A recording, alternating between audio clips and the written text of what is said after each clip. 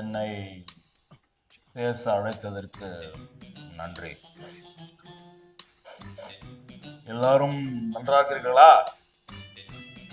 எதற்கு நீங்க அழுது கொண்டிருக்கிறீர்கள்? நான் தான் பேசிக் கொண்டிருக்கிறேன் அல்லவா? நீங்க அழுவும் போது எனக்கு பேச முடியவில்லை. பேசலாமா? இந்த முக்கியமான விழாவில் நாம் எல்லாரும் சந்திக்கிறதுல ரொம்ப மகிழ்ச்சிங்க. முக்கியமான விஷயங்களாக நான் இங்கே சொல்லணும். ஏன்னா என்னுடைய சிஷ்யன் இவருடைய தந்தையின் புகைப்படத்தை நான் வெளியிட வந்திருக்கிறேன். போட்டோ திறக்கும் விழா. எனக்கு வேற வேலை விட்டு இல்லை என்று நினைத்திருக்கிறார் போல. போட்டோவை துறக்க வேண்டும் என்று என்னை அழைத்திருக்கிறார். பரவாயில்லை, நான் துறந்து வைக்கின்றேன். வேலை வெட்டி தான் இல்லை. அழுகும் போது எதுவும் வார்த்தை விட்டாயா? இல்லை என்ற. சரி, நான் பேச ஆரம்பிக்கலாமா? நீங்க அழுவக்கூடாது. மக்களே, நீங்க எல்லாரும் யாரு போட்டு போடணும், என்ன பண்ணணும் எல்லாருமே உங்களுக்கு தெரியும். அப்பா போட்டோ தரது இந்த அரசியல் அரசியல் பேசி, நான் அரசியல்வாதி அல்லவா? அரசியல் பேசிவிட்டு தான் நான் வருவேன். புரிகின்றதா? எல்லோரும் என்னை கிண்டல் பண்ணுவீர்கள். பச்சோந்தி, இவர் அங்கு சென்று விட்டார், அதுக்கு முன்னால் டார்ச் லைட்டை தூக்கி எறிந்தார், ரிமோட்டை உடைத்தார். என்ன பேசுகிறீர்கள்?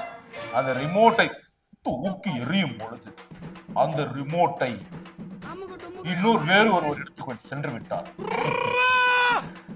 நீங்கள் அனைவரும் என்னை சொல்லலாம், நான் ரிமோட்டை உடைத்து என்ன புரட்சிகரமாக பண்ணிருக்கேன். அது தவறு, அது தவறு.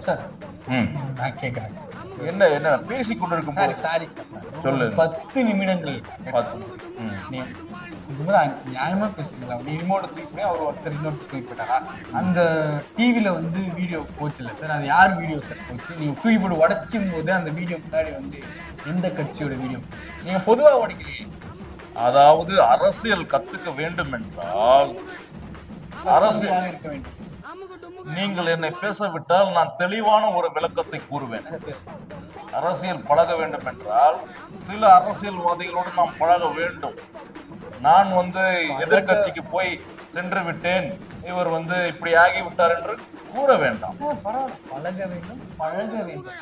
இந்த இடத்துல நீங்க இலக்கணத்துல என்ன சொல்ல வரீங்க அப்படின்னு சொல்லிட்டு பாத்தீங்கன்னா, லா ழா அந்த இடத்த நீங்க பூர்த்தி செய்றீங்க. பழக பழக. என்னுடைய சிஷியன் எவ்வளவு அழகாக எடுத்து கூறுகிறார் பாருங்கள்.